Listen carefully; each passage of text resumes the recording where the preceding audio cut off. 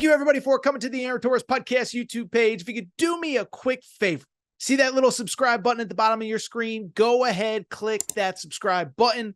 Really does help our channel grow, our audience grow, and I really do appreciate it more than you know. So click that subscribe button. Appreciate your support. Now, here's the video that you came here for. Two interesting things from the UConn Championship Parade. The first thing, Dan Hurley said, and I think this is important. Dan Hurley at the National Championship Parade said the following. He said that, guys, girls, UConn is the only college that I will ever coach at, okay? So UConn had its championship parade, and one of the big things that Dan Hurley said was that UConn is the only college that I will ever coach at, okay? And so this is obviously important on the heels of last week's run by Kentucky at Dan Hurley. We can argue, debate, was it ever serious? Was it not serious? Whatever. Only a handful of people know. But at the same time, I did think when Dan Hurley never really, in my opinion, seriously considered Kentucky, what that told me was that there isn't another college basketball job out there for him, okay? And so there isn't another college basketball job out there for him. And I believe this means that he is essentially a UConn basketball lifer. Now, if you talk to people close to him, the one thing I will say, if he continues to have success, and I still think, as weird as it sounds, I still think that he's kind of in the building phase. I know it's impossible, right? You just won back-to-back national championships. But I think now there's a doubt. You're going to lose 4 starters. Donovan Clingan's already declared. And I do think there is some doubt about, like, okay, can you really maintain it at that level? And so I love the fact that he was talking about going for a three-peat. I love the fact that he was talking about going for a three-peat during the parade. But I just bring it up for this very simple reason, is that I still think he believes that he is in the building process. And I don't think he loves the portal. That was part of the reason why I never thought Kentucky made sense. Why are you going to go to a place that you need to replace 11 or 12 players when all you've been doing is saying how much you hate the portal? But two, I do think there is part of him that probably someday wants to potentially test himself in the NBA. Now, we'll see how it all works. I think there's a number of factors that would go into that. One, by the way, I don't think it's any NBA job, okay? I don't think he's taking the Memphis Grizzlies job a year from now, or the Los Angeles Clippers, or the Minnesota Timberwolves. And I know the Timberwolves are good this year, but you get the point. To me, I do think if it's an opportunity to coach the Knicks, probably, and to potentially be the guy to bring the Knicks back to the glory of the 70s that basically none of us have lived to see, I do think that's something that would intrigue him. But I did find it very interesting that he did say, I will never pursue another college opening. But again, just to reiterate, if he wasn't going to go to Kentucky when Kentucky was ready to make him potentially, if you believe the reports, the highest paid coach in college sports. I mean, if the number that Matt Jones put out there was correct, he was going to be the highest paid coach in college sports. It was like $12.5 million a year, more than Kirby Smart, more than Dabo Swinney, more than Brian Kelly, more than Lincoln Riley. But I believe he's a UConn guy. I believe if the right NBA opportunity presents itself at the right time, he could go.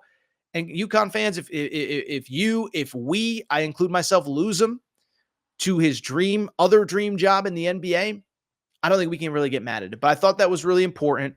I think, listen, every time one of these big job opens, if Duke somehow opens, or Carolina somehow opens, or Kentucky opens in a couple years, his name will be involved. I don't believe that he will consider going there. Really quickly, other big takeaway. By the way, we will have Hassan Diarra one more time on this week. I can't wait to talk to him. And I'm really excited because he's got a very interesting decision to make as well.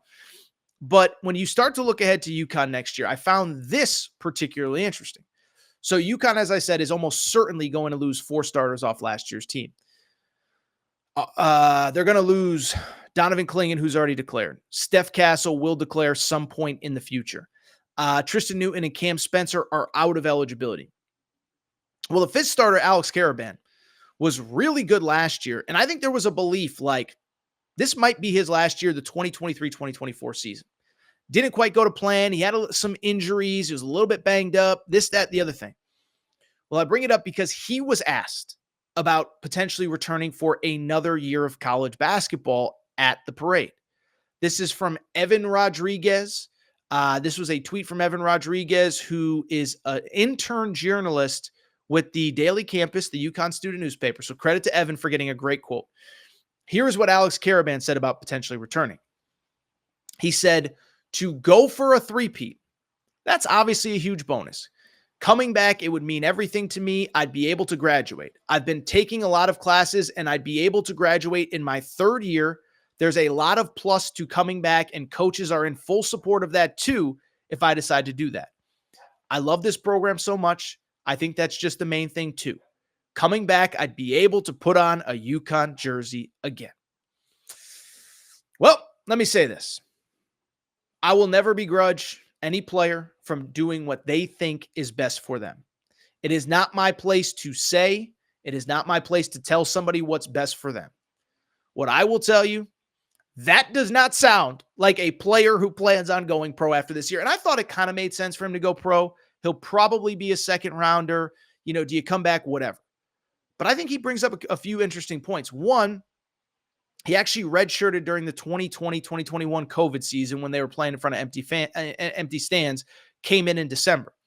So he's on track to graduate after next season.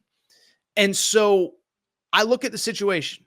He was good this year, but not great, and had some injuries. And obviously, look, he took a backseat like any great teammate does. Donovan Clingan emerged late. Steph Castle emerged late. Tristan Newton was an All-American. And so I could see him saying, like, look, I can come back next year. I'll probably be the star. You look at some of the guys that should return. Jalen Stewart, a freshman who was very good this year. Solo Ball, who was very good this year. A couple nice freshmen coming in. Amon Noel, potentially recruiting a couple big names out of the portal. Potentially recruiting Liam McNeely, the McDonald's All-American who is available. But I can come in and be the star. It'll be about me. And it's kind of what we talked about a little while ago with DJ Wagner and Reed Shepherd and all them. If you come back, you get to be the face of the program. You get to improve your draft stock. You get to go from maybe a second round guy that gets drafted somewhere to maybe a top 15 guy. If you average 19, 20 points a game at UConn, you're a guy that's going to go early in the NBA draft. So those were the two big takeaways for me. UConn gets its second straight national championship. Bluntly, listen, I think Dan Hurley, I don't want to say he's a UConn lifer because I do think, listen, knock on wood, if you're a UConn fan, I mean, listen, if he stays 10 more years and gets one more national championship, that's still a success. Now, the standard he set is insanely high. But if he stays another 4, 5, 6 years, maybe gets another national championship, maybe 2 more Final Fours, and then he just says, you know what? I'm in my mid to late 50s at this point. My kids are out of the house. I want to go try and be the Knicks coach. It's hard for me to blame him if he decides that, but thought it was interesting that he basically said, listen, he didn't say Kentucky specifically, but he basically insinuated there's no job out there. And I believe that. I don't believe that there's Kentucky would have been the only one. You're not going to UCLA, definitely not built for Duke. And I don't think there's any other one out there outside of Kentucky that would really appeal to him. Water under the bridge now, because guess what? He is officially staying at UConn for the foreseeable future. As he said, he doesn't plan on going anywhere.